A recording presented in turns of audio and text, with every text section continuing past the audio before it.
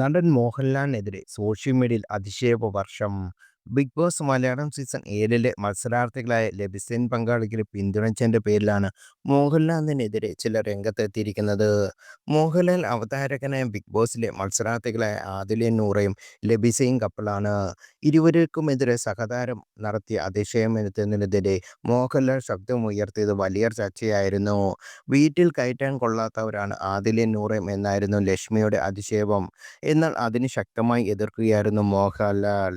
ആദിലയും നൂറയും തൻ്റെ വീട്ടിൽ കയറ്റുമെന്ന് മോഹൻലാൽ പറഞ്ഞു. മോഹൻലാലിൻ്റെ ഈ പ്രതികരണം വലിയ ചർച്ചയായി മാറി. LGBTQ കമ്മ്യൂണിറ്റി നേരിടുന്ന അധിക്ഷേപങ്ങളും മാറ്റിനിർത്തലുമൊക്കെതിരെയുള്ള ചെറുത്തുനിൽപ്പിൻ്റെ ഭാഗമായിട്ടാണ് മോഹൻലാൽ ഈ വാക്കുകൾ ആഘോഷിക്കപ്പെട്ടത്. എന്നാൽ ഇതിൻ്റെ പേരിൽ മോഹൻലാലിന് കടുത്ത സൈബർ ആക്രമണമാണ് നേരിടേണ്ടി വരുന്നത്.